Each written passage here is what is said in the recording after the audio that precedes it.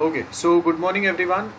आज के लेक्चर में हम लोग पाइथन का हम लोगों का फर्स्ट 4 यूनिट्स जो है, as we already know, first 4 units we are already done with. And इसके आगे का जो पार्ट है दैट इज डेटाबेस वाला part. Before I start with database, एक एक छोटा सा वीडियो है जो हम लोग देखेंगे। उसमें सर्टेन चीज़ें हैं, वो एक बार आप देख लो, समझ लो। वो होने के बाद में मैं आपको एक नेक्स्ट जो हम लोगों का डेटाबेस कंसेप्ट, माई एसक्यूएल, ये सब क्या होता है वो बताऊंगा। So let me just give you one short introduction कि अभी जो लास्ट वाला जो यूनिट है हम लोगों का, उसमें GUI आएगा, ग्राफिकल यूज़र इंटरफेस वाला पार्ट। थोड़ा सा हम लोगों ने लास्ट टाइम वो देखा था। वो जो ग्राफिकल यूज़र इंटरफेस वाला पार्ट जितना हम लोगों ने वो एक वीडियो में देखा last time, that much is enough. आगे आगे जहाँ पे भी ज़रूरत रहेगा हम लोग अपडेट करते जाएंगे थोड़ा थोड़ा पार्ट को। आप अगर प्रैक्टिकल मैनुअल में देखेंगे तो उसमें भी वो लिमिटेड चीज़ें ही बताए। तो GUI कैसे बनाते हैं हम लोग, वो सारे बेसिक चीज़ें आपको रिक्वायर्ड है, नथिंग मोर देन दैट। सो वो अगर आप देखेंगे कि हाँ, हम लोगों को वहाँ पे पता है कि GUI में हम लोग label, text box, drop down list, ये वो जो भी हम लोग अगर एक sign up form, admission form, अगर कुछ भी अगर यूज़ करते हैं, या कभी अगर हम लोग एक वेबसाइट या एक लाइव प्रोजेक्ट अगर हम लोगों को बनाना है, एक एप्लीकेशन अगर बनाना है यूजिंग अ पाइथन, तो वो टाइम पे GUI plays the most important role. तो वो GUI कैसे हम लोग ऐड कर सकते हैं वो हम लोगों ने लास्ट वाले वीडियो से देखा है। अगर किसी ने वो मिस किया है तो मैंने वो सेम जो वीडियो है वो मैंने आई थिंक अपलोड किया है यूट्यूब पे, नहीं तो मैं अपडेट कर दूंगा। और उसके साथ में आपने देखा भी था कि कौन सा एग्जैक्टली वीडियो हम लोगों ने देखा था। आप जाके MS टीम का जो हम लोग का रिकॉर्डिंग है वहाँ से भी वो रिवाइज कर सकते हो। आज का एक छोटा सा वीडियो रहेगा जिसमें हम लोग माई एसक्यूएल के साथ पाइथन को कैसे कनेक्ट करते हैं। सर्टन कुछ बेसिक चीज़ें हैं कि हम लोग अगर माई एसक्यूएल जब कनेक्ट करते हैं, डेटाबेस जब अगर हम लोग कनेक्ट करते हैं, तो उसका मेन रीज़न या पर्पस क्या रहता है, तो वो हम लोग कुछ समझेंगे। सो मैं अभी आपके साथ वो एक छोटा सा शेयर करता हूँ, ध्यान से देखना। ध्यान से एक छोटा सा वीडियो देखो जहाँ पे हम लोग पाइथन MySQL के बारे में कुछ बेसिक इन्फॉर्मेशन है, ये समझने के बाद में फिर हम लोग आगे कंटिन्यू करते हैं। This session by giving you a small introduction about Python and MySQL. Further, Someone saying something? Yes sir. हाँ सर बोलो। अटेंडेंस 2 बार लेक्चर में मैम बोली थी समथिंग। ओके, हाँ हाँ हाँ। I'm going to talk a bit about integrated connection. Then I'm going to talk about the internal working logic behind when you actually establish a connection between Python and MySQL DB. And last but not the least, I'm going to end my tutorial by performing CRUD operations with Python and MySQL. So I hope you guys are clear with the agenda. Kindly drop in a quick confirmation in the chat box so that I can proceed further.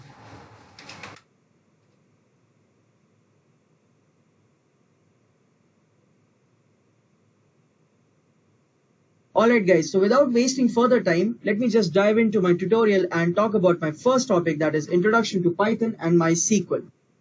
Well, as you already know, Python is one of the most widely used programming language and in demand among developers. But you can't merely develop any application without having to know where to store the data. So this is where database management system comes into picture, and one of the most widely used DBMS server that is also used in the industry practices is MySQL DB server. Let me move ahead and talk a bit about integrated connection. Alright guys, this is just a glimpse of how the bigger picture will look like. What I'm trying to do is I'm basically trying to integrate my Python with my backend database server and then do the further manipulations. Now let me move ahead and explain you the internal working logic behind when you establish a connection between Python and MySQL DB server, or I can say that I'm basically going to explain you the internal working logic, that how does it actually connect or work. So as you can see, there are numerous pictures given in this slide. On my extreme right hand side, there's a picture of a database, and on my extreme left hand side, there's a picture of a Python application, and in between lies the MySQL connector Python API. So MySQL connector Python API is nothing but acts as a bridge between my front end Python application and my back end database server. Okay, so एक छोटा सा मैं आपको एक point explain करता हूँ। यहाँ पे आपका एप्लीकेशन है। एप्लीकेशन मतलब जैसे हम लोग समझो कि कॉलेज के लिए आपने एक प्रोजेक्ट बनाया है, या आपने कोई हॉस्पिटल के लिए बनाया है, या आपने कोई एक शॉप के लिए बनाया है, कुछ भी।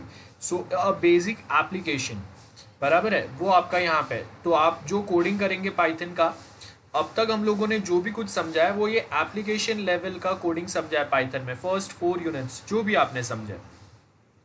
अब इसके साथ में यहाँ पे अगर आप देखेंगे, so we have a database. Database मतलब collection of information.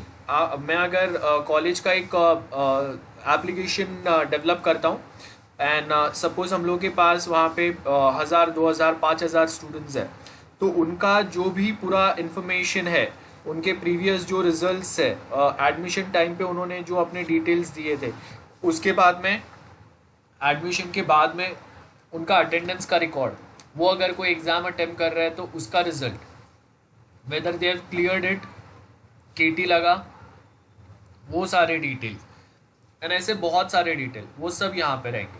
That is in database. आपने देखा रहेगा बैंक्स अपना डेटाबेस हैंडल करता है। डेटाबेस बेसिकली बहुत सारे डेटा का कलेक्शन होता है यहाँ पे।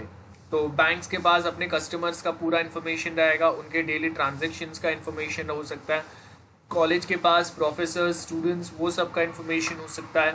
अगर कोई कंपनी है तो उनके एम्प्लॉयज़ का इन्फॉर्मेशन उनके पास होगा। सो ऐसे अलग अलग टाइप के आपके डेटाबेस होता है। तो जब अगर हम लोग कोई एक डायनेमिक एप्लीकेशन बनाते हैं जहाँ पे आप अगर कुछ डेटा स्टोर कर सकते हैं, कुछ डेटा रिट्रीव कर सकते हैं, कुछ data add, update, delete, modify जो भी करना है वो कर सकते हैं, तो वो टाइम पे आपको डेटाबेस से कनेक्टिविटी जरूर होता है। ओके, सो ये एप्लीकेशन है और ये आपका डेटाबेस है, और ये दोनों के बीच में अगर आप देखेंगे ना, हम लोग को यहाँ पे एक वर्ड दिया हुआ है पाइथन डीबी। डीबी मतलब डेटाबेस हो गया। एपीआई का मतलब होता है application programming interface. Application programming interface. For example आप एक छोटा सा एग्जांपल समझो। आप ओला या उबर से अगर कैब बुक करते हैं, तो आपने देखा रहेगा कि वहाँ पे आपने जो राइड बुक किया है वो आप तक कितने टाइम में पहुँचेगा। देन जब वो अगर मूव हो रहा है अपने डेस्टिनेशन साइड पे, तो वो कौन से रास्ते से जाएगा, ये सारे इन्फॉर्मेशंस आपको वो मोबाइल ऐप के ऊपर दिखते हैं। अब आप अगर ध्यान से देखेंगे तो ये जो मोबाइल ऐप है, इसमें जो मैप आपको दिख रहा है, कौन से रास्ते से कैब आएगा, कौन से रास्ते से आप अपने डेस्टिनेशन तक जाएंगे, ये सब गूगल मैप के थ्रू हो रहा है। तो मतलब जो वो एप्लीकेशन है, दैट इज ओला का जो मोबाइल ऐप है, उसने एक एपीआई, रेडीमेड एक एपीआई है गूगल मैप का, जो इंटीग्रेट किया हुआ है अपने मोबाइल ऐप पे, जिससे उसका मेहनत बहुत ज़्यादा कम हो गया। मतलब उसको अपने लिए अलग से कोई ऐसे मैप्स बनाने नहीं पड़े। जो रेडीली अवेलेबल मैप्स है ना, वही वो रीयूज़ कर रहा है with the help of attaching Google map API on Ola या उबर का मोबाइल एप्लीकेशन।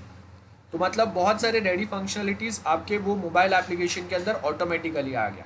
एग्जैक्टली सिमिलर वे पाइथन का भी एपीआई होता है डेटाबेस कनेक्टिविटी के लिए। तो आप जब कभी एक एप्लीकेशन क्रिएट करता है और वो एप्लीकेशन को आप जब डेटाबेस से कनेक्ट करते हैं, तो वहाँ पे बहुत सारी चीज़ें रहती हैं जो आपको डेटाबेस में या डेटाबेस के ऊपर परफॉर्म करने रहते हैं। तो ऐसे बहुत सारे जो ऑपरेशंस है ना, वो रेडी ऑपरेशंस आप यहाँ से परफॉर्म कर सकते हैं। आपके डेटाबेस के बहुत सारे ऑपरेशंस आप डायरेक्टली यहाँ पे परफॉर्म कर सकते हैं on this database is well, with the help of Python का रेडी जो एपीआई है वो। ओके, सो मैंने इतना बता दिया, आगे आप अभी वीडियो कंटिन्यू देखते रहो। Now, when I say this word Python application, think of any Python application. Let's say, suppose, think of a website which a user has developed, which lies in the front end. Now, my front-end Python application will basically send a connection request to the MySQL connector Python API. Then, the API will forward the same request to the database, further which the database will accept the request and send the connected message. And then, my Python application will send a cursor connection request. So, over okay, now यहाँ पे मैं आपको एक बता देता हूँ। MySQL मतलब हम लोग MySQL नाम के डेटाबेस से कनेक्ट कर रहे हैं। इसके लिए यहाँ पे MySQL लिखा हुआ है, याद रखो। जैसे आपने Oracle सुना रहेगा, माइक्रोसॉफ्ट SQL सर्वर सुना रहेगा। So exactly similar way we have one database जिसका नाम है MySQL। जो डेटाबेस आपका एक अलग MySQL नाम का डेटाबेस है, ठीक है। अब यहाँ पे हम लोग कनेक्टर यूज कर रहे हैं और उसके साथ क्या आएगा, कनेक्ट फंक्शन यूज कर रहे हैं, कनेक्टर जो हम लोगों का मेन पैकेज है उसके अंदर का। और यहाँ पे जो कोडिंग है वो सब कोडिंग क्या है जिसके थ्रू हम लोग डेटाबेस से इजीली कनेक्ट कर सकते हैं, वो सब आपको पाइथन का जो एपीआई है उसके अंदर मिलेगा। जो भी coding which is required to connect to this database, those all codings are here with MySQL connector dot connect वाला फंक्शन के अंदर। और उसके बाद अगर आप देखेंगे तो ये अगर डेटाबेस अगर कनेक्ट होता है, the information which is provided with the help of this function, if those information are correct, तो आपका डेटाबेस के साथ कनेक्शन बन जाएगा। किसका कनेक्शन बनेगा, ये एप्लीकेशन का। और उसके बाद कनेक्शन डॉट कर्सर, कर्सर एक फंक्शन है जो एक मेमोरी रिजर्व करके रखता है। तो जब आप डेटाबेस में कुछ इंफॉर्मेशन ऐड करेंगे, अपडेट करेंगे, कुछ डेटा रिक्वेस्ट करेंगे, या जो भी आप ऑपरेशन परफॉर्म करेंगे डेटाबेस के साथ में, तो ड्यूरिंग दैट टाइम आपके डेटाबेस में से कुछ इंफॉर्मेशन आएगा या आपके डेटाबेस में कुछ इंफॉर्मेशन सपोज जा रहा है, तो ये सारे काम के लिए मेमोरी रिक्वायर्ड रहते हैं। तो वो सारे मेमोरी जो है वो ये कर्सर के थ्रू रिजर्व होते हैं, कर्सर फंक्शन के थ्रू, CURSOR। तो मेमोरी रिजर्व करता है, टेम्पररी आपका रिजल्ट स्टोर करेगा जिसको आप बाद में डेटाबेस में स्टोर कर सकते हैं या लेके यूजर को डिस्प्ले करना है। तो वो सारे काम के लिए आपके पास यहाँ पे कर्सर फंक्शन होता है। ओके, कंटिन्यू करते हैं। Here, think of connection as a method and cursor as an object which basically lets you communicate through your entire MySQL DB server and also lets you create your own database. Finally, my Python application will execute a certain SQL statement or a certain SQL query, and for that, my backend database server will fetch the result data. So guys, this was it with the internal working logic that basically works behind when the Python and MySQL DB server connection is taking place. Now let me move ahead and talk a bit about operations which I'm going to perform with Python and MySQL.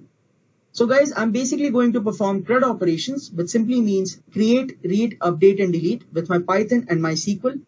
So let me move ahead and show you the implementation of CRUD operations from coding point of view. So let me quickly open my PyCharm. Alright, coding SQL. सो देखो यहाँ पे आप अगर देखेंगे ये जो crude operation है मतलब क्या है, creating a database, creating a table. मैं एक नया डेटाबेस बनाऊंगा, जैसे मैंने कॉलेज डेटाबेस बनाया तो उसके लिए मैं क्रिएट वर्ड यूज करूंगा, बराबर है। देन एक डेटाबेस के अंदर टेबल्स बनाने मल्टीपल। अब देखो डेटाबेस जो होता है वो कलेक्शन ऑफ टेबल्स को हम लोग डेटाबेस बोलते हैं। आपने पढ़ा है नहीं पढ़ा है आई डोंट नो, लेकिन कलेक्शन ऑफ टेबल्स जो होंगे जहाँ पे हम लोगों ने बहुत सारे टेबल्स का एक कलेक्शन बनाया उसको हम लोग डेटाबेस बोलते हैं। अब ये जो टेबल्स का कलेक्शन है ना वो अलग अलग टाइप का हो सकता है।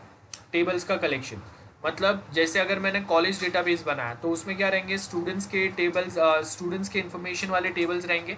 लाइक स्टूडेंट का बेसिक इन्फॉर्मेशन वाला एक टेबल हो सकता है, अटेंडेंस डिटेल वाला हो सकता है, रिजल्ट वाला हो सकता है, केटी वाले अलग हो सकते हैं, स्पोर्ट्स वाले, इवेंट्स वाले अलग हो सकते हैं।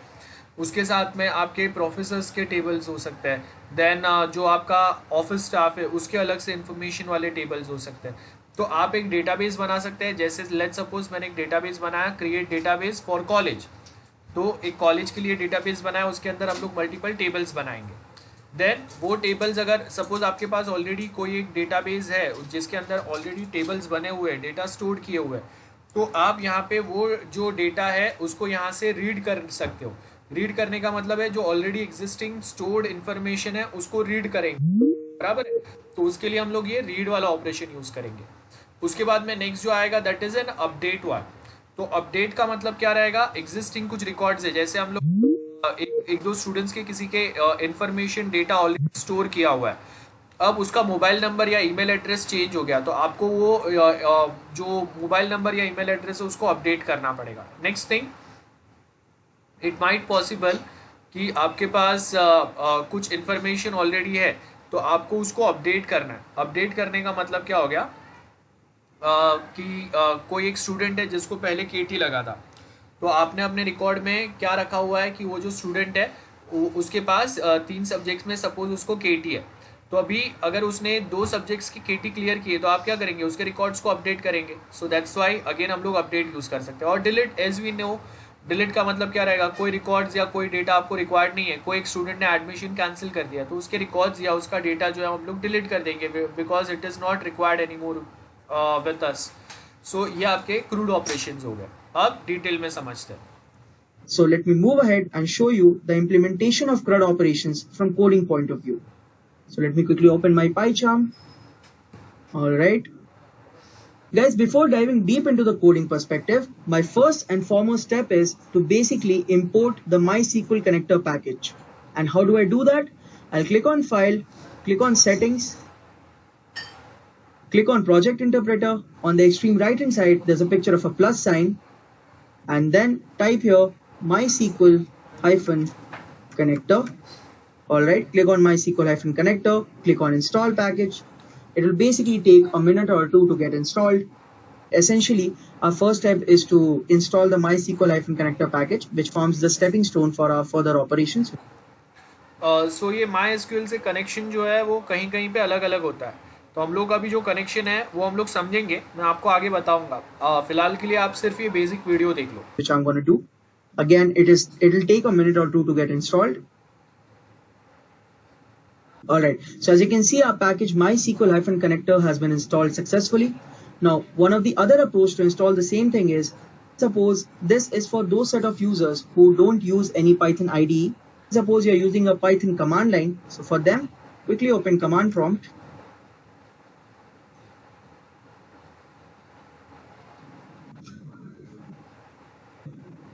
Once your command prompt is opened, quickly go there and type pip install MySQL-connector, which is the package, and press enter. Well, it is going to show me or give me a message that is requirement already satisfied, since I've already imported the package on my PyCharm IDE. But this demonstration I'm showing for those set of users who simply use Python command line. So for them, you can go to your command prompt, type pip install MySQL-connector.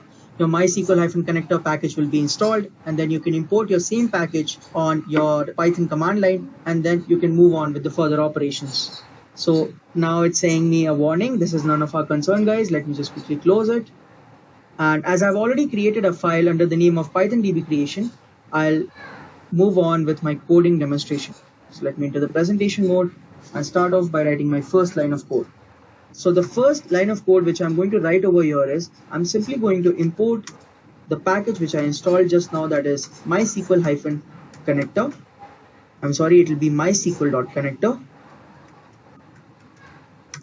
Now I'm going to create a local DB instance, that is MyDB, under which I'm going to write MySQL.connector.connect, under which I'm going to pass in the three parameters that are host, which is equal to your local host, then comes the username, that is equals to root, and then comes the password, which is equals to password 123. So root is the यहाँ पे host दिया हुआ है, मतलब जो computer पे आपका database है that is a host.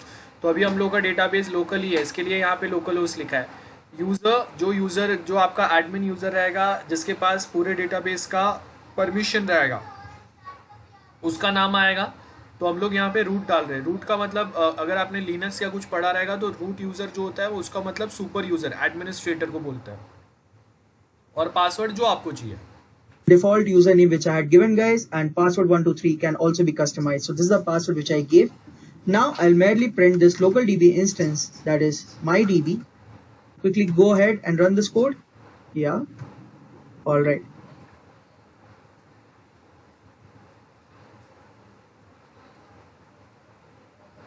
Yeah. So as you can see, the connection has taken place.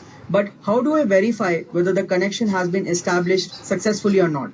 So in order to do that, I'm just going to write two more lines of code. That is if MyDB, then print, that is if it false or if there's a local DB instance, that is MyDB, then I'm going to print connection successful. Else I'm simply going to terminate this, or I'm going to write print connection, that is if there's a local DB instance, that is MyDB is coming, or under MyDB it is coming, or the parameters are there, then my connection will be successful. Else my connection will be unsuccessful. Let me move ahead and run this code. Give me a minute, guys. Well, as you can see, our connection is successful. Now I'll just change one parameter and see whether it's verifying that the connection will be established successfully or not. Now I'm going to change a parameter.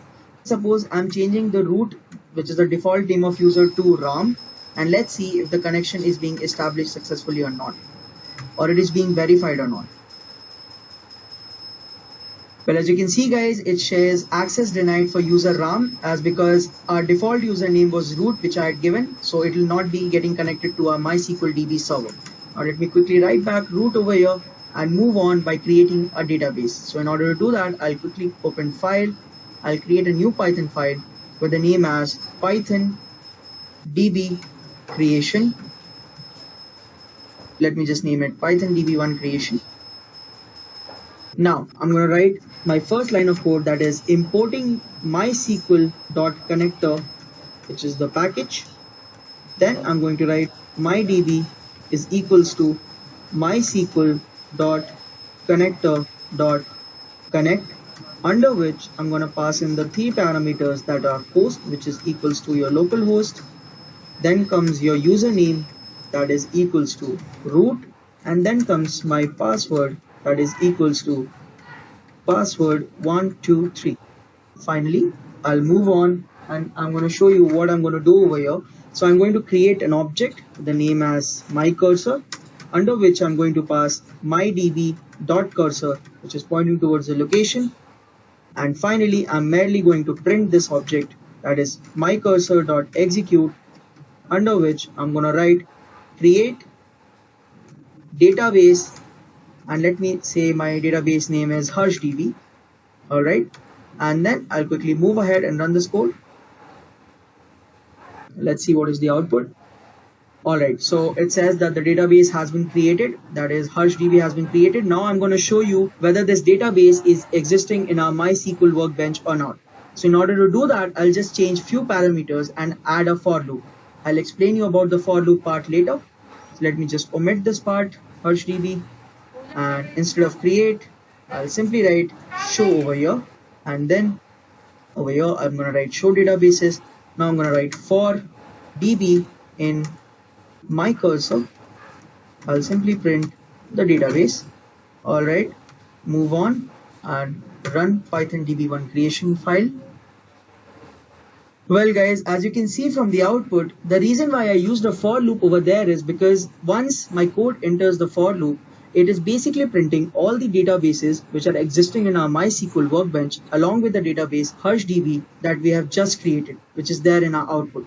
So it's very clear.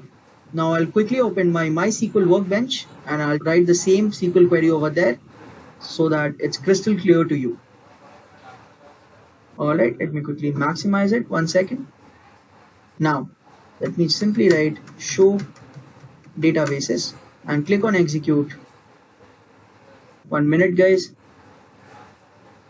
Well, as you can see, our database HarshDB has been created along with all the other databases which are existing in our MySQL workbench. Now let me just refresh the schemas. Alright, so let me just minimize this and I'll move ahead by creating a table under the database.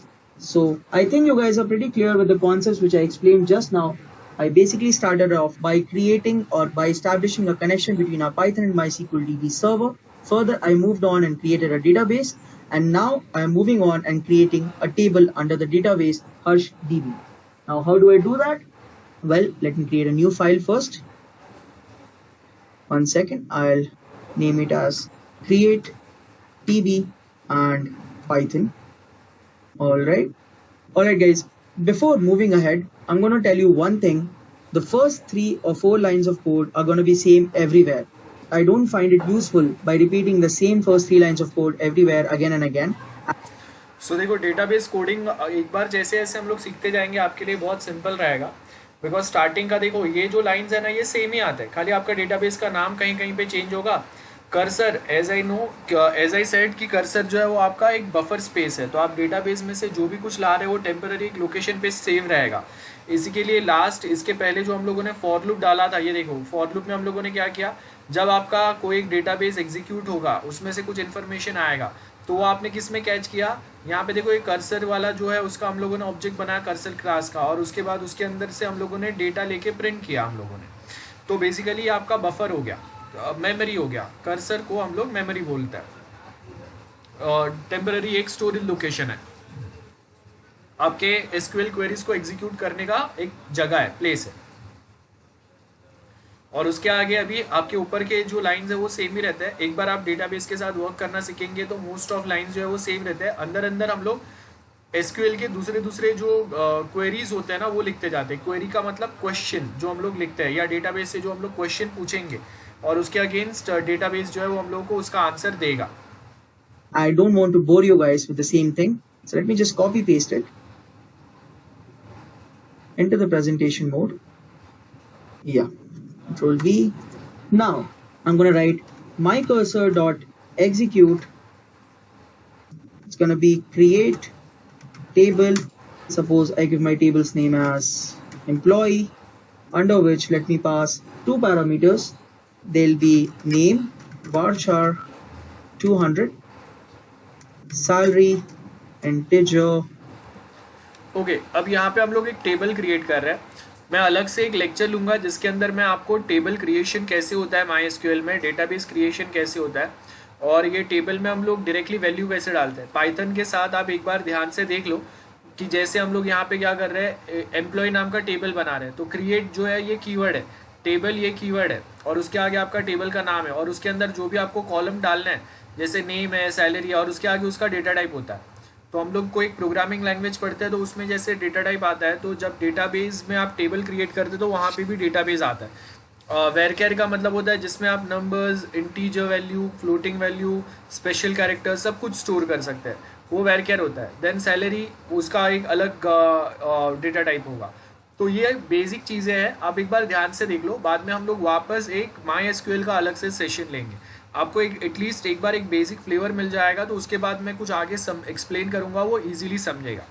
तो certain चीज़ें जो अगर आपने नहीं पढ़ा है, first time है आपके लिए, एक बार ध्यान से देखो। बाद में जब हम लोग वापस डिस्कस करेंगे और क्लियर इंडिकेशन मिलेगा आपको। 20. You just close it, move on, execute this code. Well, I have done a very silly mistake, guys, and the error is also very self-explanatory. It says no database selected. I'm going to pass a parameter over here. It's going to be database is equals to Harsh DB. And let me quickly move ahead and run this code. 1 second. Yeah. Alright, so when I run this code, our table has been created. Now I'm going to show you the table which I have just created in our database HarshDB. So I'm going to write the same code what I wrote while I was showing you the database. So let me just omit these things and add an S over here. And instead of create, let me just add a show. And let me type a for loop. So it will be for TB in my cursor print your table. Alright, now let me move ahead and run this code.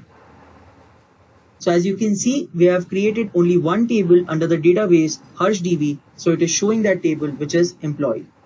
Now I'll show you the table in our MySQL workbench. So 1 minute, guys.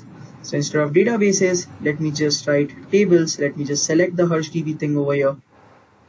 Instead of databases, let me just write tables, select HarshDB, and then execute this.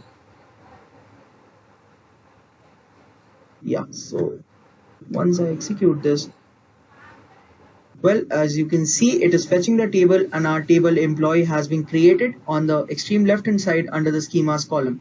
Now I'll quickly minimize this and I'll move ahead by doing the read operation. So before I dive deep into the read operation, guys, let me give you a small introduction about this. So our read operation will basically happen in 2 stages. In my first stage, I'm going to populate my table with some values. And in my second stage, which will be the main stage where I'm going to do the read operation consisting of 2 fetch functions. So I'm going to talk about the fetch functions later. First, let me just, in order to populate my table, I'm going to make use of insert command from the SQL query. So let me just name it as insert op table and move ahead. Yeah, Control V. Before, there's one more parameter which I left. It's going to be database is equals to HarshDB. Now moving on, let me create a new variable with the name as SQL form. and under SQL form, I'm going to write the SQL query, insert into employee. One second, guys. Pass in the two parameters which I declared, which were name and salary. So basically here we have something like insert. ये insert keyword के through हम लोग table के अंदर value, table के अंदर data insert कर सकते हैं. तो पहले हम लोगों ने क्रिएट टेबल जो लिखा था उससे डेटाबेस में एक टेबल बन गया, और उसके बाद हम लोग यहाँ पे अभी उसके अंदर वैल्यू इंसर्ट कर रहे हैं. पाइथन के थ्रू कर रहे हैं, डायरेक्ट भी हम लोग कर सकते हैं. एक एग्जाम्पल देखेंगे हम लोग आगे, बट मैं सिर्फ आपको एक्सप्लेन करते जा रहा हूँ, ध्यान से देखो. Values and make use of, or I'm going to write %s, comma, %s. Well guys, these %s are nothing but placeholders. You can replace them anytime you want with any other value. Now I'm going to create a tuple.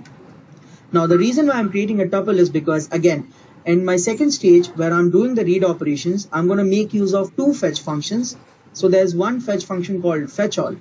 So when I'm making use of fetchAll, I need not populate my table with a single value because that will not look good. That's the reason why I'm creating a tuple over here, so that to give you more clarity into what actually happens. Now, let me just name it as Harshit. Let me give my salary as 20,000, comma, Amit, salary as 30,000, comma, Ankita, and her salary as 40,000, comma, space. Yep, I think I need to put this back. Yeah. Now when I move on, I'm going to simply write my cursor dot execute many, because if I use execute, it is just gonna execute a single value. But since I'm making use of a tuple over here, I need to write my cursor dot execute many and call in SQL form, comma, employees. And finally, I'm going to write my db dot commit, which is going to save my changes from my last executed SQL statement. Now let me quickly move ahead and run this code. So as you can see, our insert operation has taken place and our tuple has been inserted into the table employee under the database HarshDB. Now, I'll quickly exit the presentation mode and show you the same in our MySQL workbench. It's going to be the same thing. I'm going to write select star from employee. Okay, अब database में अगर आपको table में से कुछ information या table के अंदर जो डेटा है वो अगर डिस्प्ले करना है तो सिलेक्ट कीवर्ड हम लोग यूज़ करते हैं. ये सारे टाइप्स ऑफ क्वेरीज है. आपने अगर पहले नहीं पढ़ा है, इट्स फाइन, पहले बार है, आप देख लो, बाद में हम लोग उसको प्रैक्टिस करेंगे थोड़ा. And click on employee, click on execute. 1 second guys. Select का मतलब होता है कि टेबल में से मैं एक दो कॉलम सिलेक्ट करके डिस्प्ले कर रहा हूँ. लेकिन अगर मुझे टेबल में के सारे कॉलम्स ही अगर सिलेक्ट करके डिस्प्ले करने हैं तो हम लोग यहाँ पे स्टार यूज करते हैं. सिलेक्ट स्टार मतलब all the detail from a table. कौन सा टेबल? जिसका नाम एम्प्लॉय है, बस सिंपल. और सेमीकोलन जो है वो स्टेटमेंट टर्मिनेटर ऑपरेटर है, जिससे पता चलेगा कि यहाँ पे आपका क्वेरी जो है एंड हो गया. Yeah, I'll click on the result grid over here. Well guys, as you can see, this select star from HarshDB.employee, well, it changes nothing. Our concern is to basically view the tuple which we have created, and that tuple is being viewed in the result grid, that is under name and salary, the values which we pass, that are Harshit, Amit, Ankita, with the salary as 20, 30 and 40,000. Let me quickly minimize this, and moving ahead, I'll be creating a new file, and let me just name this file as readop table. All right, now into the presentation mode once again. Copy the first 3 lines of code over here. What I'm going to do is, let me pass the parameter database, which is equals to HarshDB, and then I'm going to start off my read operation by the first function, that is fetch one. So let me write my code, and then side by side I'm going to explain you also why am I writing that part. So I'm going to simply write my cursor dot execute. Let's say I'm going to write a SQL query, that is select name column from employee. Okay, this is a very simple SQL query, and let me create a new variable and let me name it as my result. Under my result, I'm going to write my cursor dot fetch one. Now guys, this is one of the most important part of my code because this is the first function of read operation. What fetch1 is going to do is it is going to fetch me one value from the column name under the employee table. Alright, now when I move on, let me write the for loop, that is for row in my result, print the row, and when I run this code, as you can see, it has fetched the value Harshit from the row name under the table employee, which is again under the database HarshDB. As you can see, this code is pretty self-explanatory. When I make use of the fetch1 function, it basically fetches a single value from the column name under the table employee. Now, let me just quickly move on with my next function of fetch. In order to do that, let me just make few changes in this code. So instead of name, suppose I'm going to fetch the whole tuple. It's going to be select star from employee, and instead of fetch1, let me write here fetch all, and let me run the for loop. So it will be for row in my result, print row. Alright, now when I run this code, I'll explain you why am I doing it or what does fetch all do. Well, as you can see from the output, the whole tuple has been fetched. Now when I make use of the fetch all function, guys, it basically fetches the whole tuple for us, as because we are writing the SQL query select star from employee. So all the values which are there under the employee table, which was in the form of a tuple when we inserted it a while ago while we were writing the insert code, that whole tuple gets fetched. Now I'll exit the presentation mode. I'll go to the MySQL workbench and rerun this code once again. Well, as you can see, there are no differences. The name is still there with the values Harshit, Amit, Ankita, and salary 20,000, 30,000, and 40,000. Suppose I write this thing, select name from employee. One second.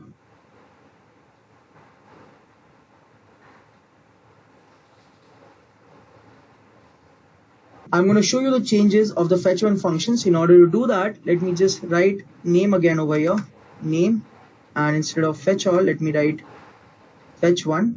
Alright, let me quickly go ahead and run this code. So as you can see, it is fetching here. Now I'll go to the MySQL workbench and click on same thing. Well guys, these changes are not taking place over here because we were showing you the changes in the PyCharm, and since we applied a for loop over there, that's the reason why it is doing it.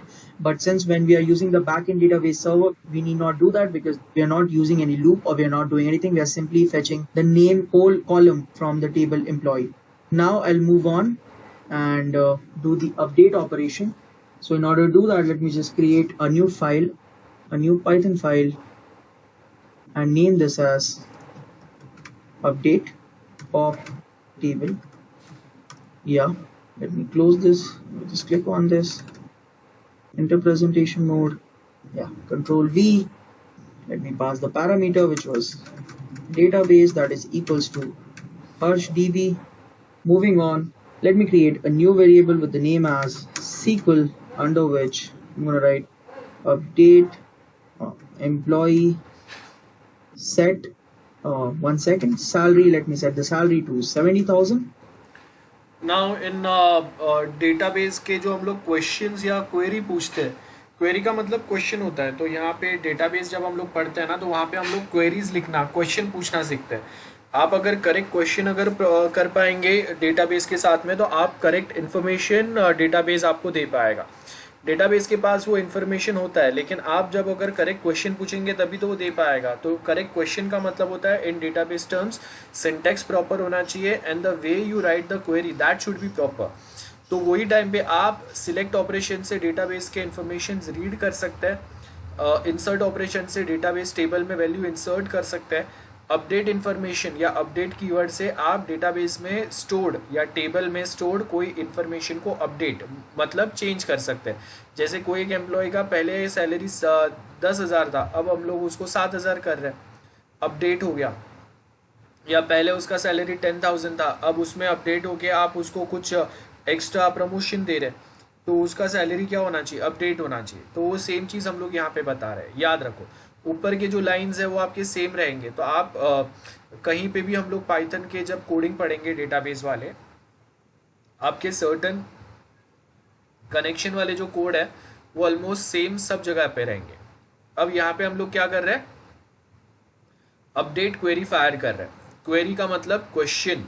Update database में कुछ database में कोई एक table में कोई एक value को आप अपडेट कर रहे हैं, चेंज कर रहे हैं उसको, वो हो रहा है। Making use of the where clause, where name is equals to, let's say I'm updating Ankita's salary to 70,000 and यहाँ पे वापस एक वेर कीवर्ड भी आता है या वेर क्लॉज आता है, जहाँ पे मैं कंडीशन डाल सकता हूँ। सपोज मुझे सारे ऐसे स्टूडेंट्स का वैल्यू अपडेट करना है या सैलरी अपडेट करना है, सपोज जिनका परसेंटेज 70% से ज़्यादा है, तो मैं वो यहाँ पे कर सकता हूँ। That is also possible.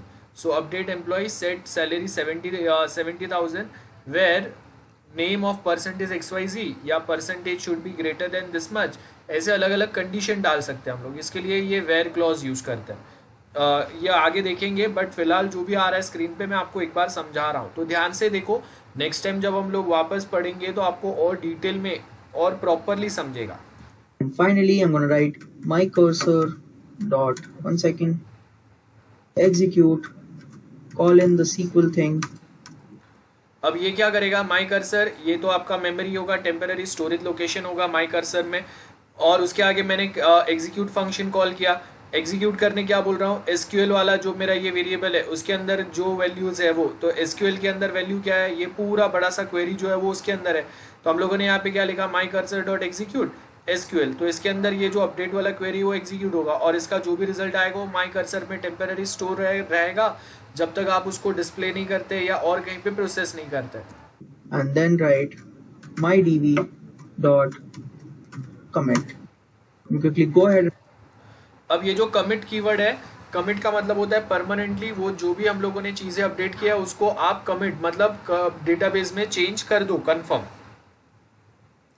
आप देखो, मैं अगर एक्सेल में या माइक्रोसॉफ्ट वर्ड में मैं कुछ टाइप कर रहा हूँ, कोई एक फाइल को मॉडिफाई कर रहा हूँ, तो जब हम लोग वो फाइल को मॉडिफाई कर रहे हैं या वो फाइल में अगर कुछ टाइप कर रहे हैं हम लोग, तो जब तक आप वो फाइल को सेव नहीं करते तब तक वो ऑटो सेविंग मोड पे रहता है, वो चेंजेस फाइल में सेव नहीं रहता है। इट मीन्स कि वो टेम्पररी कोई तो एक मेमोरी में रहता है। आप जब फाइनली सेव बोलोगे तो वो सेव होगा। आपको लगता है कि आपने जो भी कुछ वर्ड फाइल में चेंजेस किए, अब वो चेंजेस मुझे रिक्वायर्ड नहीं है, तो मैं क्लोज करने के टाइम पे मैं वहाँ पे लिख दूंगा डू नॉट सेव, तो प्रीवियसली वो फाइल जहाँ तक सेव था वो लेवल पे वो आ जाएगा, बराबर है। एग्जैक्टली सिमिलर वे, जब आप मल्टीपल रिकॉर्ड्स आप डेटाबेस के कोई एक टेबल में अपडेट करते हैं, तो वो अपडेट करने के टाइम बाद में अब फाइनली वो सारे चेंजेस को परमानेंटली सेव कर दो वो डेटाबेस में। एंड इसके लिए हम लोग ये कमिट कीवर्ड यूज़ करते हैं। कमिट का मतलब होता है कि परमानेंटली जो भी डिटेल्स आपने अपडेट किए हैं, जो भी चीज़ें आपने अपडेट किए उसको परमानेंटली आप डेटाबेस में सेव कर दो, कमिट कर दो। ये इसके लिए हम लोग कमिट वर्ड यूज़ करते हैं। Run this code. Our update operation has taken place, and in order to see the changes, let me quickly go back to the read operation. I'll show you the changes on both places, in the PyCharm and MySQL Workbench too. So the last code which I wrote, let me remove this and right here select star from employee. This was fetch all. Okay, enter the presentation mode once again. Yeah, run this code. As you can see from the output, the changes have taken place and Ankita's salary is updated to 70,000, which was 40,000 before.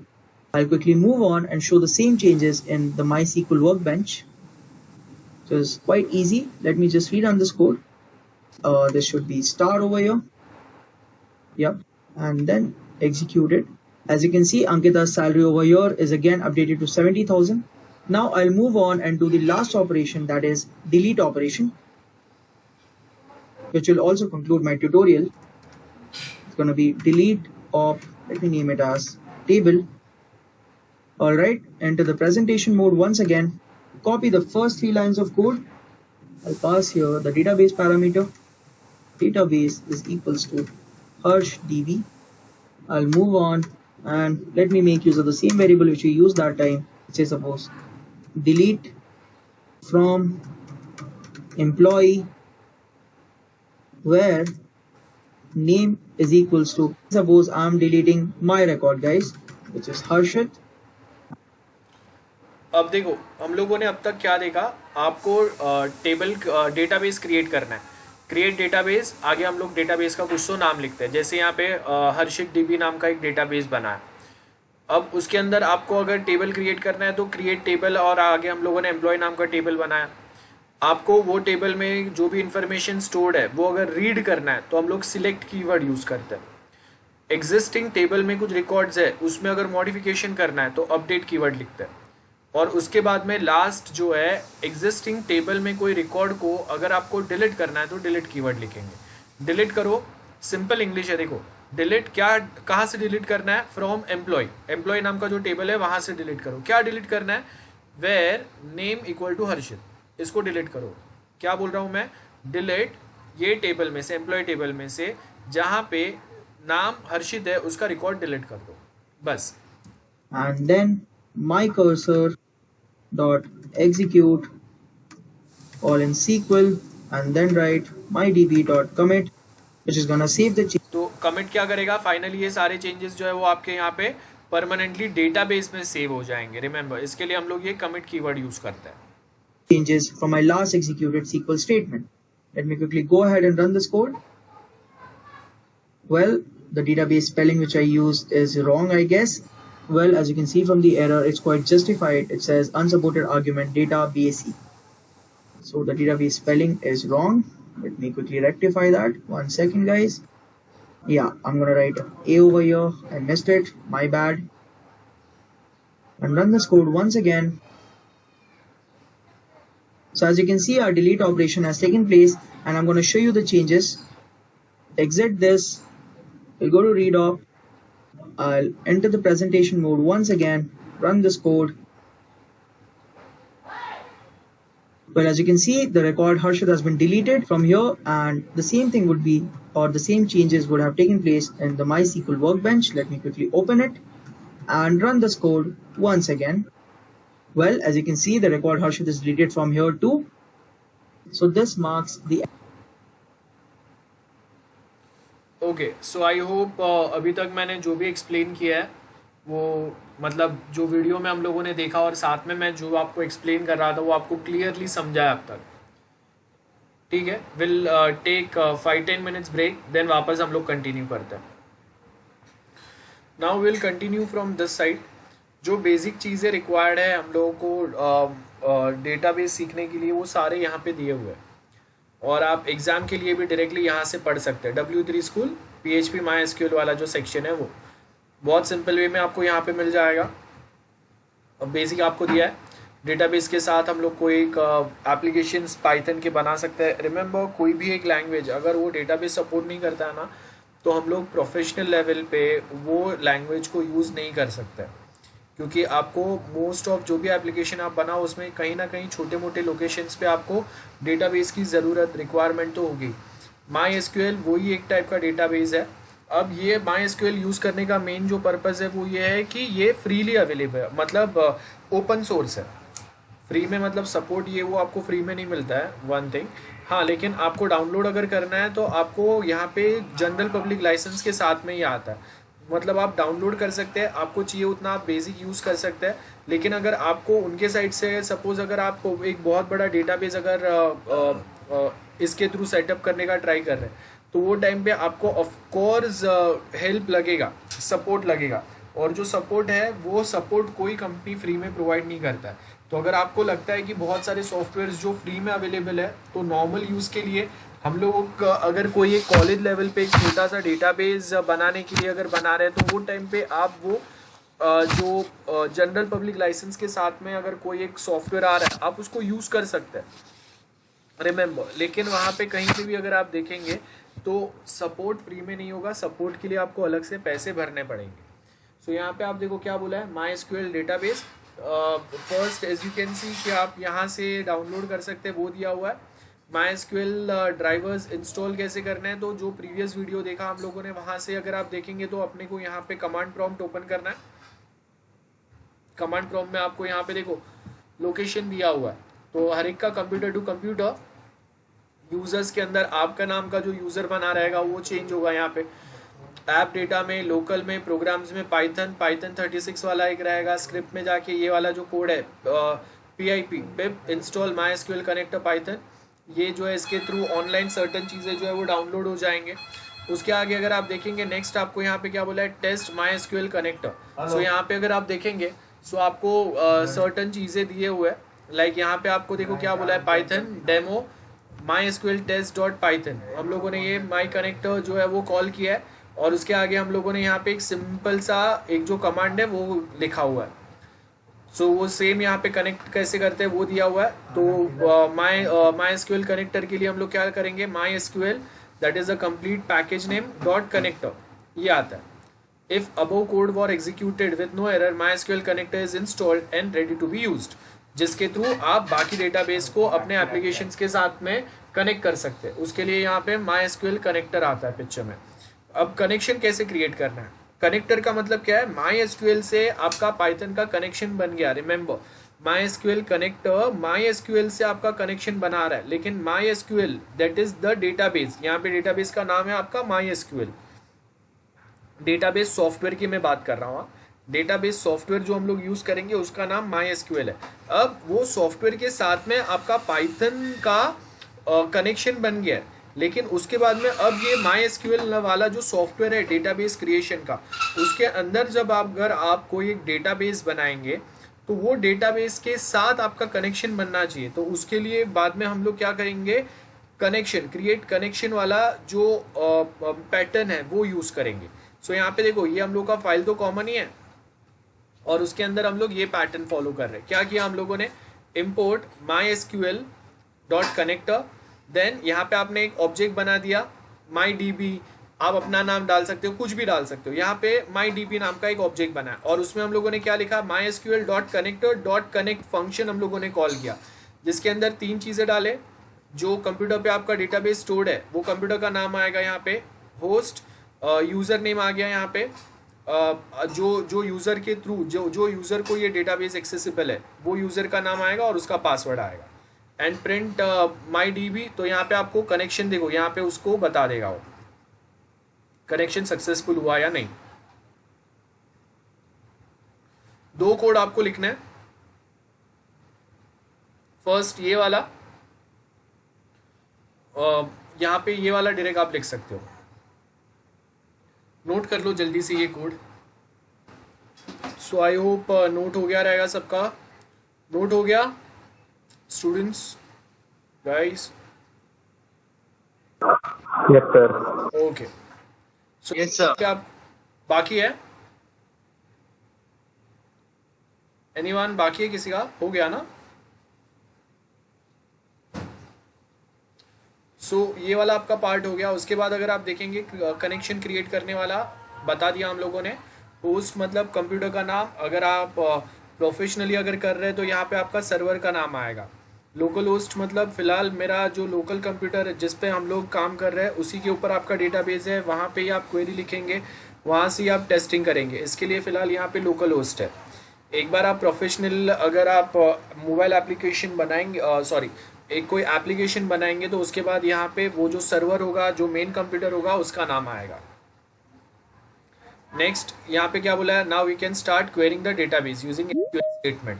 तो आपका database बन गया है, लेकिन database बनने के बाद में अभी आपको अंदर टेबल बनाना पड़ेगा। सो यहाँ पे क्या बोला है, to create a database in MySQL, हम लोग यहाँ पे क्रिएट डेटाबेस, ये एक स्टेटमेंट, ये एक कीवर्ड है, ये यूज़ करेंगे। सो यहाँ पे अगर आप देखेंगे डेटाबेस क्रिएट करने के लिए आपको यहाँ पे वर्ड क्या दिया हुआ है, ऊपर के तो ये सारे लाइन देखो, ये सारे लाइन कॉमन ही है यहाँ तक, बराबर है। कर्सर का काम क्या रहता है मैंने ऑलरेडी बताया, कर्सर के बिना आपका मेमोरी रिजर्व नहीं होगा। आपके जो मेन जो हम लोग बोलेंगे कि अगर आपको कोई एक टेबल क्रिएट हुआ है नहीं हुआ है, उसके अंदर का रिकॉर्ड्स अगर आपने फेच किया है तो फेच तो हो गया, लेकिन वो टेम्पररी कहीं पे तो स्टोर होना चाहिए डिस्प्ले होने के पहले बफर में। तो वो सारे जो एग्जीक्यूशन के लिए जो स्पेस है आपके रिकॉर्ड्स को टेम्पररी होल्ड करने का जो मेन पावर है वो सब किसके पास रहेगा, कर्सर के पास रहेगा। सो यहाँ पे अगर आप देखेंगे तो आपको यहाँ पे क्या बताया हुआ है, my cursor equal to my D dot cursor, जिसके थ्रू आपने माई कर्सर का यहाँ पे एक ऑब्जेक्ट बना लिया। और उसके बाद अभी ये जो स्पेस है आपका, ये जो मेमोरी आपने माई कर्सर के थ्रू रिजर्व किया, उसके ऊपर आपने एक एसक्यूएल का स्टेटमेंट एग्जीक्यूट किया with the help of execute function. नाम पे से पता चल रहा है एग्जीक्यूट करो। क्या एग्जीक्यूट करो, हम लोगों ने यहाँ पे एक क्वेरी लिखा है, उसको एग्जीक्यूट करो। डेटाबेस का क्वेरी, क्वेश्चन डेटाबेस का। क्या क्वेश्चन आपने पूछा डेटाबेस से कि भाई मुझे डेटाबेस क्रिएट करना है, कौन से नाम से, माई डेटाबेस नाम से। अब चेंज भी कर सकते हो उसको। और उसके आगे आपने यहाँ पे क्या बोला, अगर ये मतलब ये कमेंट में डाला हुआ है कि अगर ये एग्जीक्यूट हो गया तो कोई एरर नहीं आएगा। तो ये हो गया। उसके बाद में डेटाबेस क्रिएशन के बाद में आपको चेक करना है कि आपने जो डेटाबेस बनाया वो बनाए कि नहीं प्रॉपरली।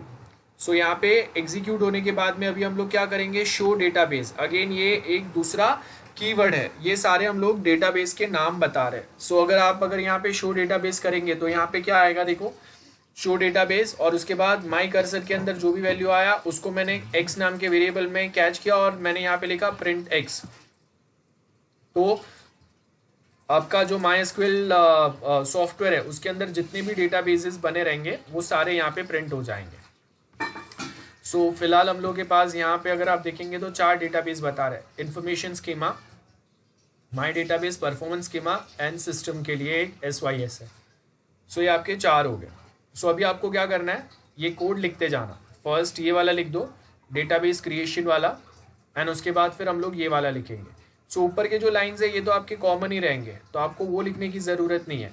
आप यहाँ पे क्या करेंगे, टाइटल देना creating a database in MySQL, और ये वाला स्टेटमेंट लिख दो। उसके बाद हम लोग लिखेंगे displaying the database using MySQL, और उसमें ये वाला कोड लिखेंगे। नोट कर लो जल्दी से ये वाला part. Okay, so I hope ये वाला कोड हो गया रहेगा, डेटाबेस क्रिएशन। अब ये वाला कोड डाल दो, how to verify database whether the database is created और नॉट। वेरीफाई डेटाबेस क्रिएटेड और नॉट, और ये कोड डाल दो। So let's continue.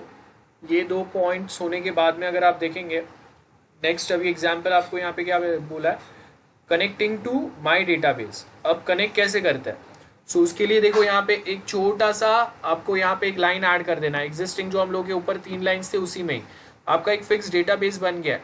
तो अभी हम लोग क्या करेंगे, कनेक्ट वाला जो हम लोग का फंक्शन है उसके अंदर डेटाबेस का नाम भी डाल देंगे, और उसके बाद अब यहाँ पे जो भी क्वेरी फायर करना है वो उसके बाद करेंगे।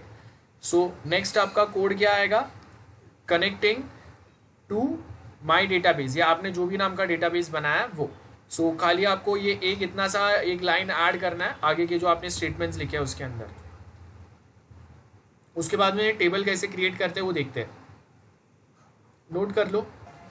Okay, so let's continue to next part now, table creation. आपका एक बार डेटाबेस बन गया MySQL सॉफ्टवेयर के अंदर। रिमेंबर MySQL जो है ये सॉफ्टवेयर का नाम है, उसके अंदर हम लोगों ने एक डेटाबेस बनाया।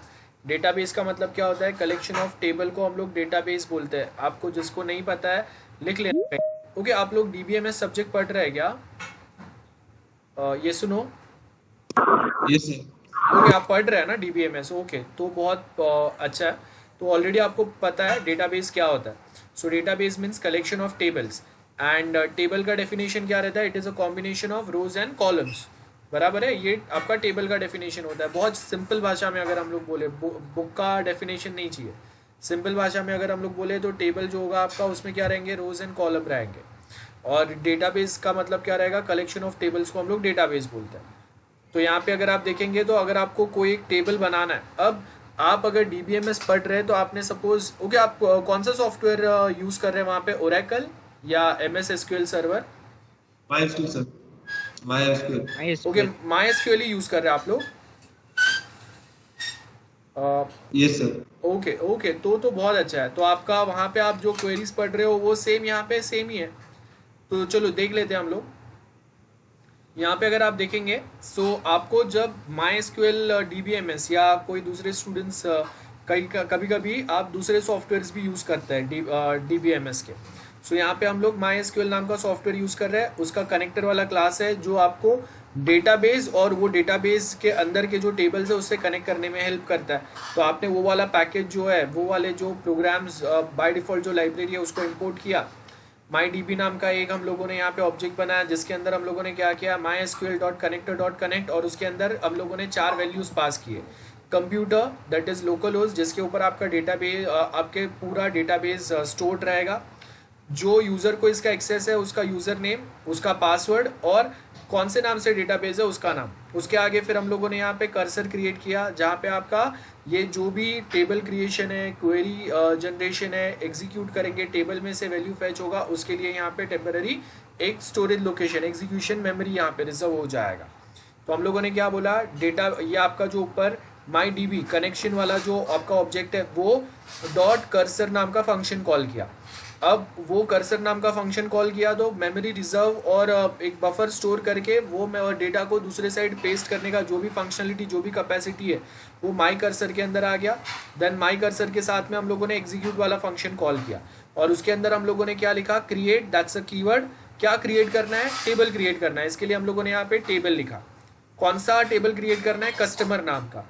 अब ये जो कस्टमर नाम का टेबल बनेगा, जैसे अगर मैं यहाँ पे एक्सेल ओपन करता हूँ,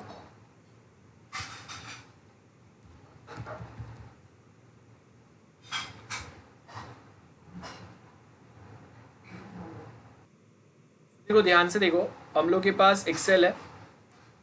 अब ये एक्सेल के अंदर अगर आप देखेंगे, सपोज मैंने एक वर्कबुक क्रिएट किया।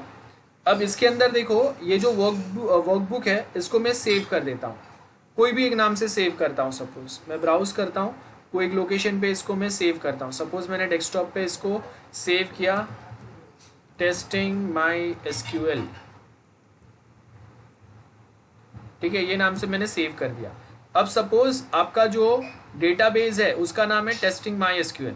इसके अंदर मल्टीपल टेबल्स है आपके पास। ये आपका फर्स्ट टेबल है, that is first Excel sheet. ये आपका सेकेंड टेबल हो गया, second Excel sheet. Third, fourth, fifth, आपको चाहिए उतने आप एक्सेल शीट या उतने टेबल्स आप बना सकते हैं। अब फर्स्ट टेबल पे आते हैं। सपोज यहाँ पे हम लोग एक टेबल बना रहे हैं, कौन से नाम का, कस्टमर नाम का। तो ये जो मेरा शीट है इसको मैं रीनेम कर सकता हूँ, बराबर है, और ये शीट को मैं कुछ एक नाम दे सकता हूँ। तो सपोज मैं ये शीट को कस्टमर नाम दे दूंगा, बराबर है। सो मेरा कोई जो एक शीट है इसको मैंने नाम दे दिया कस्टमर, तो मेरा ये फर्स्ट टेबल बन गया या फर्स्ट शीट बन गया। इसके अंदर कॉलम्स कौन से चाहिए, तो देखो यहाँ पे आपको क्या लिखा है, नेम, एड्रेस। सो सपोज मैंने यहाँ पे लिखा नेम और सेकेंड जो कॉलम आएगा उसको मैं नाम देता हूँ एड्रेस। ये आपके हेडिंग्स है टेबल के, ठीक है, ये आपके हेडिंग्स है। इसको सपोज मैं फॉर्मेट कर देता हूँ तो जिससे लगेगा कि हाँ ये हेडिंग है। सो यहाँ पे मैं लिखता हूँ EMP_name। ये कॉलम को हम लोग थोड़ा सा बड़ा कर देते हैं और इसको मैं एड्रेस ही रखता हूँ, और ये दोनों को हम लोग बोल्ड कर देते हैं, फॉन्ट्स थोड़े बड़े करते हैं। तो आपको लगेगा कि आपका ये जो हेडिंग वाला पार्ट है, बराबर है, ये इतना हो गया। सो ये आपने टेबल क्रिएट किया, लेकिन ये टेबल के अंदर अभी फिलहाल के लिए डेटा तो कुछ है नहीं। मतलब ये टेबल तो क्रिएट हो गया, लेकिन यहाँ पे ABC नाम का कोई एम्प्लॉय का नाम है नहीं है। सपोज मैं बोलता हूँ कि वो बोरीवली रहता है, तो ये जो है, ये अगर मैं ऐसे मल्टीपल रिकॉर्ड्स अगर ऐड कर रहा हूँ तो ये डेटा हो गया, ठीक है, दिस इज माई डेटा। अब ऐसा कुछ डेटा हम लोगों ने डाला नहीं है, ये डेटा डालने के लिए मुझे इंसर्ट क्वेरी लिखना पड़ेगा। उसके साथ में सपोज अगर मैं बोल रहा हूँ यहाँ पे कि हम लोगों को, मैं ये सारे वैल्यूज डिलीट करता हूँ, इसको भी मैं डिलीट करता हूँ। अब एम्प्लॉय नेम है, सपोज ये वाला जो पूरा कॉलम है इसका मैं यहाँ से, देखो ये आप अगर देखेंगे ना, फॉर्मेटिंग सेल्स, आपको यहाँ पे ये बताता है कि आपको ये जो सेल है इसके अंदर आपको कौन से टाइप का इंफॉर्मेशन डालना है। नंबर्स डालने हैं सिर्फ, जनरल इंफॉर्मेशन रहेगा, करेंसी रहेगा, डेट रहेगा। तो अगर सपोज मैं इसको डेट करता हूँ, सो यहाँ पे अभी अगर जब मैं अगर डालता हूँ 4/5 या 4/6, सो देखो ये डेट फॉर्मेट में आ गया, बराबर है। यहाँ पे वो क्या बता रहा है, 4:06 AM बता रहा है। सो ये आपका डेटा टाइप हो गया कि यहाँ पे मुझे कौन सा टाइप का डेटा है। अब यहाँ पे डेट नहीं आएगा तो मैं क्या करूँगा, जनरल इन्फॉर्मेशन डाल दूंगा या टेक्स्ट इन्फॉर्मेशन में डाल सकता हूँ, बराबर है। सो यहाँ पे जनरल इन्फॉर्मेशन हम लोग रखते हैं। तो जनरल इन्फॉर्मेशन में देखो अब ये क्या बता रहा है ना, कुछ अलग चीज़ें बता रहा है। तो बेसिकली आपका जो टेबल में आपका जो कॉलम बनेगा उसके अंदर कौन से टाइप का इन्फॉर्मेशन रहेगा वो हम लोग यहाँ से डाल सकते हैं। अब मुझे इसमें टेक्स्ट ही रखना है तो मैं यहाँ पे टेक्स्ट कर दूंगा इसको, तो मैं जो भी लिखूंगा वो यहाँ पे दिखते रहेगा। सपोज मैं यहाँ पे 1 2 3 डालता हूँ, दैट्स माई टेक्स्ट, तो ये एज इट इज़ दिखेगा। एग्जैक्टली सिमिलर वे यहाँ पे भी हम लोग क्या कर रहे हैं, नेम, क्या नेम, नेम का मतलब ये मेरा नेम नाम का कॉलम बनेगा, लेकिन उसमें डेटा कौन से नाम का स्टोर होगा। जैसे यहाँ पे हम लोगों ने एम्प्लॉय नेम नाम का एक कॉलम बनाया और उसमें मैंने डेटा टाइप क्या डाला इसका, मतलब ये EMP नेम वाले कॉलम में कौन से टाइप का डेटा रहेगा, यहाँ पे हम लोगों ने डाला ना कौन से टाइप का, टेक्स्ट टाइप का, बराबर है। नाम पे से पता चल रहा है टेक्स्ट का मतलब क्या रहेगा, ABCD अल्फाबेट सब स्टोर होगा। वेयर कैर मतलब यहाँ पे आप कैरेक्टर स्टोर कर सकते हैं नाम के लिए। मैक्सिमम कितने कैरेक्टर्स आप स्टोर कर पाएंगे, 255 characters. Address varchar again 255 characters. Simple सा टेबल है। सो आई होप मैंने अभी जो भी कुछ एक्सप्लेन किया वो सबको बहुत क्लियर रहेगा। जल्दी से ये कोड नोट कर लो। सो टेबल क्रिएशन तक का हम लोगों ने पार्ट देखा यहाँ पे। उसके आगे टेबल जो क्रिएट हुआ या नहीं, तो उसके लिए जैसे शो डेटाबेस था वैसे यहाँ पे हम लोग क्या करेंगे, show table. So as you can see यहाँ पे हम लोग का ये ऊपर वाले जो लाइंस है, ये देखो ये लाइन ऑफ कोड तो सेम ही रहेगा। एग्जाम में अगर आपको कुछ नहीं समझ में आ रहा है, डेटाबेस का अगर क्वेश्चन आता है, so at least you should be able to write this much. उसके आगे आप अपने हिसाब से ट्राई कर सकते हो, तो एटलीस्ट इसका तो मार्क्स आपको मिल ही जाएगा। सो इतना तो आपको ट्राई करना चाहिए। ओके, उसके आगे यहाँ पे क्या बोला है, mark my cursor dot execute. अभी आपको क्या चाहिए, टेबल्स बनाए कि नहीं वो देखना है, तो उसके लिए हम लोग शो टेबल नाम का यहाँ पे सेम क्वेरी फायर करेंगे। सो अगर टेबल बना है तो टेबल का नाम दिखेगा, नहीं बना है तो नहीं दिखेगा। और अगर मल्टीपल टेबल्स है तो हम लोग यहाँ पे फॉर लूप यूज़ करेंगे, मतलब जितने भी टेबल्स है वो सबका नाम डिस्प्ले होना चाहिए। That's why we are writing this for loop. अगर आप नहीं भी करना है तो आप डायरेक्टली क्या कर सकते हैं, इसको मैं कैच कर सकता हूँ, रिजल्ट, एक सेकेंड में नहीं होगा एडिट, हम लोग बाद में ट्राई कर सकते हैं। सो मैं यहाँ पे इसको मैं कैच कर सकता हूँ और उसके बाद मैं और कहीं पे इसको सेंड करूँगा, या मैं यहाँ पे और कोई दूसरे वेरिएबल में कैच करके डायरेक्टली उसको मैं प्रिंट कर सकता हूँ। जैसे result equal to my cursor dot execute and then print result, तो उससे भी आ जाएगा। तो आपके पास अगर मल्टीपल टेबल्स है तो फॉर लूप लगेगा, मल्टीपल टेबल्स या मल्टीपल रिकॉर्ड्स नहीं है तो for loop is not required. ठीक है, that is what we are trying to say here. So ये आपका टेबल वाला पार्ट हो गया। इंसर्ट अपडेट डिलीट वाला जो 3 चीज़ें है वो हम लोग नेक्स्ट टाइम देखेंगे, और उसके साथ में जो सर्टेन कंडीशंस हम लोग अप्लाई करते हैं वो हम लोग नेक्स्ट टाइम देखेंगे, आज नहीं करा रहा हूँ मैं। तो आज थोड़ा बेसिक रखता है। आप DBMS पढ़ रहे हो, आपको बेसिक पता है, तो आज जो भी मैंने सिखाया वो आपके लिए बहुत सिंपल रहेगा। फिर भी मैं ज़्यादा नहीं ऐड कर रहा हूँ, आज के लिए यहाँ तक रखता है। कुछ डाउट्स है देन यू कैन